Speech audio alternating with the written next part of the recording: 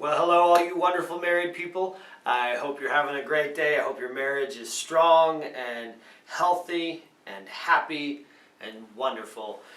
We are continuing our marriage moment, and we're looking at Daniel chapter 2, and it's kind of a different passage. I admit that. It's kind of a different relationship than husband and wife. It's a king and a wise man, but I think if you look at how Daniel handles the problem within the problem, I think you'll see that Daniel has a lot of really, really good wisdom, and he handles this issue with really grace, and I think it'll teach us how we can handle problems within our marriage. So, welcome to the marriage moment, Daniel chapter 2. Let's look at this. In the second year of the reign of Nebuchadnezzar, Nebuchadnezzar had dreams, his spirit was troubled, and his sleep left him. Man, so Nebuchadnezzar is grumpy right off the bat.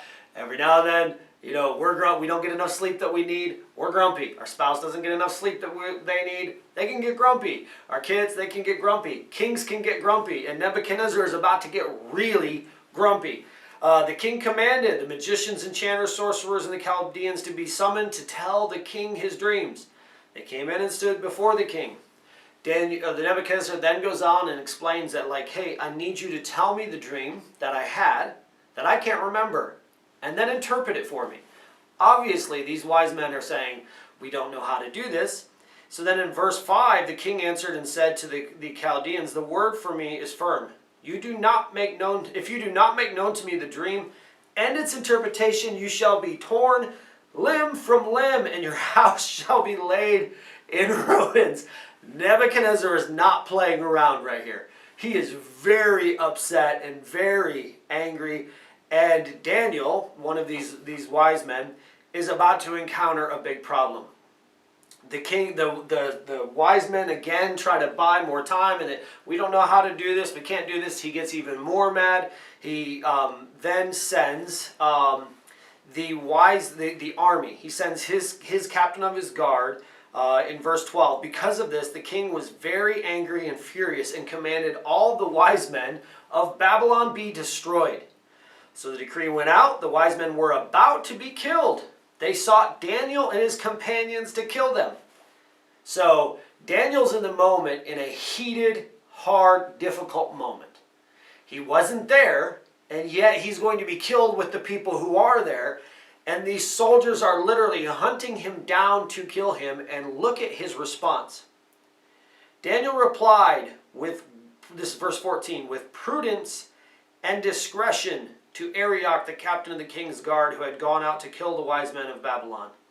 He declared to Arioch, the king's captain, why is the decree of the king so urgent? Then Arioch made known the matter to Daniel, and Daniel went in and requested the king to appoint him a time.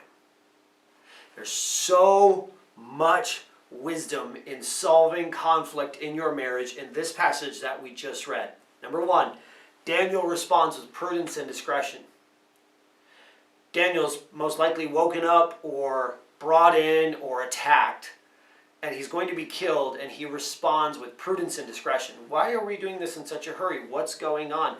So often in our life, when someone attacks us, what do? We attack right back. No one says that to me. You don't talk to me like that. Oh yeah, well, I remember when you did. You're mad at me for not being able to balance the account this month. Well, I remember 6 months ago when you bought. And we attack as soon as we're attacked. Daniel has prudence and discretion and says to this man, hey, what's going on? What's the issue?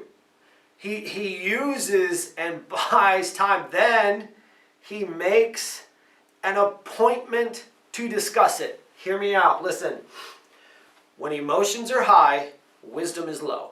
And sometimes, I know the Bible says, the Bible, lots of people love this verse. Let not the sun go down upon your wrath. That's usually an excuse for those who can't control their own emotions. And so they want to fight because they feel like they need to fight. So they just go after it. Sometimes you need to take time. You need to pray.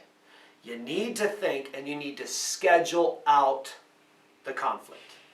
You need to say, hey, I just don't think this is a good time. We need to talk about this, and give a date. Don't say I don't want to talk about it. Don't refuse to talk about it. Instead, give a date. Hey, listen, date night is not the night I want to discuss our budget. I don't want to know how much that dessert costs. Can we talk about our budget and our savings account in 2 weeks, not on date night? Hey, listen, I don't want to talk about this in front of the kids. I want to talk about this at another time. Can we talk about this at that point? Hey, I just got home from work. I'm exhausted. I'm worn out. Can we not talk about this right now?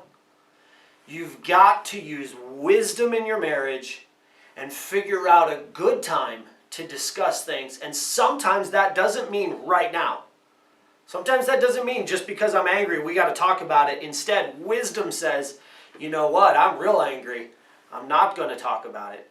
I'm going to think about it, pray about it. I'm going to get counsel. I'm going to ask someone who I trust, one of my mentors, and then I'm ready to talk about it. So he uses prudence. He doesn't attack when he doesn't fight back when he's attacked. He schedules the time to talk about it. Then Daniel went to his house, verse 17, made the matter known to Hananiah, Mishael, and Azariah, his companions, and told them to seek mercy from the God of heaven concerning this mystery, so that Daniel and his companions might not be destroyed with the rest of the wise men of Babylon. Daniel then gets people praying about it. You have an issue, you have a conflict, you have a problem in your marriage, you need prayer. Get people to pray about it. Be open, be transparent. We are a community. We're a community. We can't help each other if we don't know there's problems. If you're not willing, if you're too proud to allow yourself to say, listen, our marriage, we need help in this, then I can't help you. So many people will come to me after it's too late. I can't help them at that point. Like, we need to know, we need to be open, authentic, and be a part of a community. And sometimes community means you help others, and sometimes it means you ask for help from others. So he doesn't fight back when he's attacked. He schedules a time to talk about it. He gets his friends help. Number 4, they pray. Number 5, verse 20. He finds the answer to the problem. Verse 20, Daniel answered and said, blessed be the name of God forever and ever, to whom belong wisdom and might. He then goes into this long, worshipful conversation about Jehovah.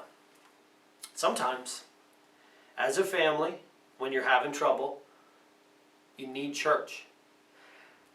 When you're having problems and when you're struggling, it's not the time to leave church because you're embarrassed by your problems. It's the time to go to church more than ever before. Instead of running from church because you're embarrassed, run to church because you're embarrassed and get help. That's what we're here for. But then I want to point out just how gracious Daniel is. He says again in verse 20, blessed be the name of God forever and ever. He changes the times and season. Verse 24, Daniel went into Arioch, whom the king had appointed to destroy. He went in and said to him, do not destroy the men of Babylon. So some of these people are his enemies, and Daniel gives them grace, so he forgives. Then Arioch brought Daniel in before the king and said, I have found exiles. He then goes in, he talks about this. The man Arioch does. Daniel answered the king, said, no one can answer these things. O king, he then describes the dream. But I want to point out that throughout all of this, he says in verse 37, you, O king, the king of kings, to whom the God of heaven has given the kingdom, the power, the might, and the glory. Look at how gracious Daniel is to the man who just threatened to have him ripped limb from limb and his house destroyed. Daniel's very gracious in the middle of conflict to a man who is threatening to kill him. Now, it's hard to be gracious, and often our emotions with the person we love are that we're often the most emotional with the person we love the most. But look at Daniel's grace in this difficult time. It's a challenge to all of us. If Daniel can be gracious to the man who's threatening to kill him, I mean, literally rip his arms and legs out. What a horrible, painful way to die. Turn his house into a ruin, which also most likely means kill everyone in it. Daniel says, you're the king of kings. God gave you this kingdom. Daniel's gracious to him. Often, we fail to be gracious with the person we love the most. And yet they are the one we need to be the most gracious with. So Daniel, when he's attacked, he does not attack back. He makes a scheduled time to discuss it. He involves his friends and seeks prayer and counsel and help. He prays. He worships God. And he deals with the problem with grace. This is how we should deal with all of our conflicts in our marriage. This is how we should deal with the problems in our marriage, with grace, with prudence, and with discretion. This is a wild marriage. This is one where others around us see, oh man, their marriage is, you know what, they have problems, they have difficult times, they're willing to admit it, and they seek help, and they get it, and they forgive, and they're gracious and kind in the middle of that difficult time. Always use wisdom, prudence, and discretion in and through every difficulty in your marriage. I love you. Thanks for jumping on here. You matter, Jesus matters, grace matters, and details matter. Have a great rest of your week.